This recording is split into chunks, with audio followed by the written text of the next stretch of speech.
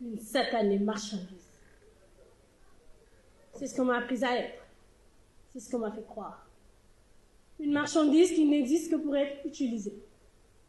Ils m'ont réduite à un bien manipulable, exploitable. Je ne parle pas, je ne pense pas, je ne vis pas. Je ne fais que suivre, survivre. Et cette survie, je la porte avec les cicatrices de leurs actes. Je sentais leur souffle sur ma peau. Chaque souffle comme une brûlure, chaque mouvement comme une lame s'enfonçant dans ma chair. Ils ne m'ont pas laissé le choix. Ils m'ont envahi, profané, ignorant mes cris étouffés. Aujourd'hui, je porte en moi les cicatrices de ce viol qui me hante et qui me vole chaque instant de paix. Et c'est de cette même manière, voire pire, que l'Afrique, elle aussi, a été blessée au plus profond de sa chair.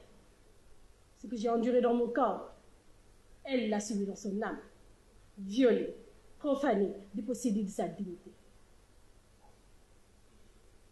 Mesdames et messieurs, en effet, l'Afrique a vécu plus de 680 000 jours de souffrance, soit 1300 ans de traite arabe, 400 ans de traite négrière, 100 ans de colonisation et plus de 60 ans de néocolonialisme. À ces siècles de souffrance imposées, s'ajoutent les conflits internes qui rongent le continent de l'intérieur. Un continent plongé dans un coma existentiel, suite à une insuffisance rénale de gouvernance, une infection chronique de corruption, une paralysie de développement, une fièvre de pauvreté aiguë, une hémorragie de talent ainsi qu'une anémie économique et j'en passe. Actuellement en supervision d'aide étrangère, elle est en réanimation démocratique. Nous sommes à bout de souffle. Et pourtant, on ne cesse de nous dire que l'on doit passer outre nos blessures, que l'on doit se relever et renaître. Mais comment? Dites-moi comment on renaît quand chaque souvenir nous brûle la chair? Comment on renaît quand chaque souffle est une torture, un rappel de ce qu'on a perdu? Mesdames et messieurs, la renaissance n'est pas un simple mot. C'est un cri de cœur et une démarche résolument sincère.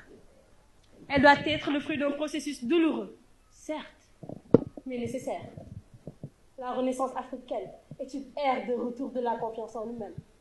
Elle doit dépendre de nous, d'une Afrique qui a vocation d'être elle-même. L'Afrique doit redevenir l'Afrique.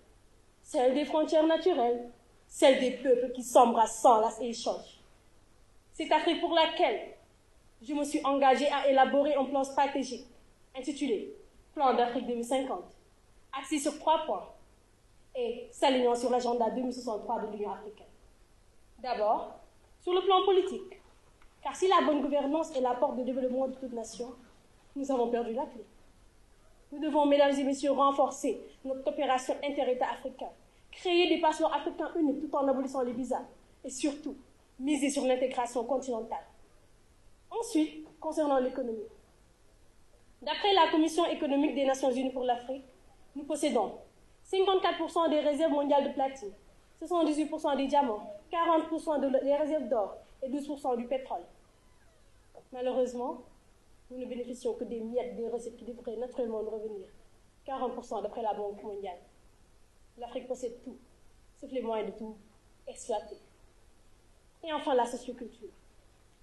Je vous le dis, somptueux public, un peuple qui ne valorise pas sa culture et que mon arbre s'enracine. Nous devons valoriser notre culture, notre diversité culturelle à l'échelle internationale. Et surtout, lutter pour la consolidation et le maintien de la paix en Afrique. Vous savez, la connaissance de notre histoire profonde forge notre identité. Si vous savez ce qui nous lie, alors vous saurez que moi, Adja Fatou Kinembaye, je suis à la fois Peul, Zoulou, Pygmée, Bantou, Touareg, Soniké et même Berbère. C'est sans doute pourquoi je fais 1m80, en teneur d'ébène, des yeux de biche avec un sourire angélique. Si vous savez ce qui nous lie, alors vous saurez que je suis en assaisonnement, en assemblage, en cocktail, un subtil mélange de chacun de vous. Aujourd'hui, tout comme Kwame Nkrumah, j'affirme devant toute cette assemblée que l'unité est la clé de notre avenir. Reste à savoir si nous sommes prêts à payer le prix. En attendant, retenons ceci, ce célèbre proverbe swahili. Umoja nguvu, utengano ni udhaifu. L'unité est la force, la division, la faiblesse. Jaa ngeen jëf.